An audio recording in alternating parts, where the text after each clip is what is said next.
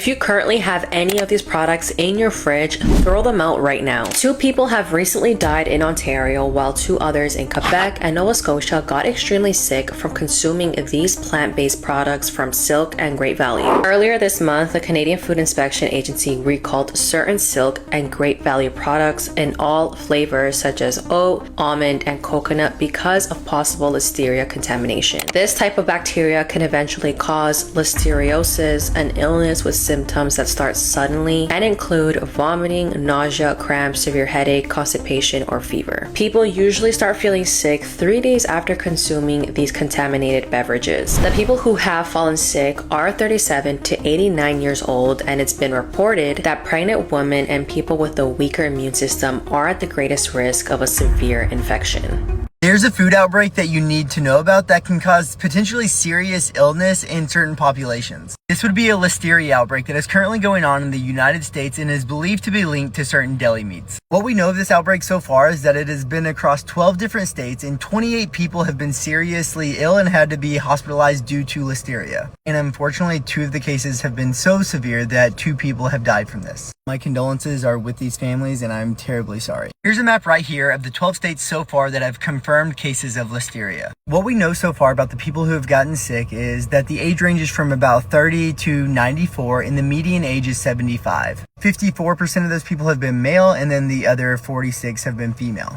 So what exactly is Listeria? Listeria is a gram-positive bacilli that can cause a range of different illnesses. Commonly would be an intestinal illness where you get diarrhea and vomiting, but there can be more severe and systemic illnesses. This would be Listeriosis, and that is where it goes beyond your GI system and affects your whole body. Some of the symptoms could include fever, flu-like illnesses, headache, body aches and pains, confusion, stiff neck, and even seizures. People who are pregnant will usually experience a fever and a flu-like illness. Now, what's very important are certain population groups are more susceptible and more at risk for severe illness. These would include the very young, the elderly, the immunocompromised, and those who may be pregnant. Even though the symptoms of those who may be pregnant are much more mild than the non-pregnant, the seriousness of this comes to the baby. Unfortunately, if you get Listeria while pregnant, it could lead to premature delivery, stillbirth, or a life-threatening infection of the newborn.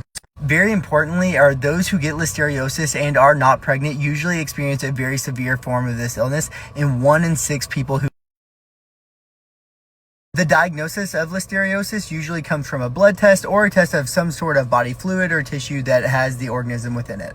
The treatment depends on what form of this you have. If you have the intestinal illness, generally speaking, it's just conservative management and usually passes on its own, but sometimes people will get hospitalized and need IV fluids. Now, if you have invasive listeriosis, the more severe form of this disease, you do need antibiotics and would be hospitalized. So knowing this, prevention is key, especially for those at risk. Again, above the age of 65, those who may be pregnant, those who are immunocompromised, and those who are very young. So if you fall in this category, it's very wise to choose safer foods, and that means to avoid deli meat, or if you are going to eat deli meat, make sure the internal temperature of that deli meat is cooked to above 165 degrees. Avoid unpasteurized milk and unpasteurized soft cheeses. Other foods would be refrigerated meat spreads and certain smoked fish, other raw unpasteurized dairy products such as yogurts and ice cream. The CDC has a full list of foods to try to avoid if you're in the at-risk population groups. So as the investigation of this outbreak is still ongoing, make sure to follow the CDC to see what new information is revealed. Stay safe out there, and again, my condolences to the family members of the 2 people who lost their lives from this illness. To all the others who have been ill, I hope you get better very soon.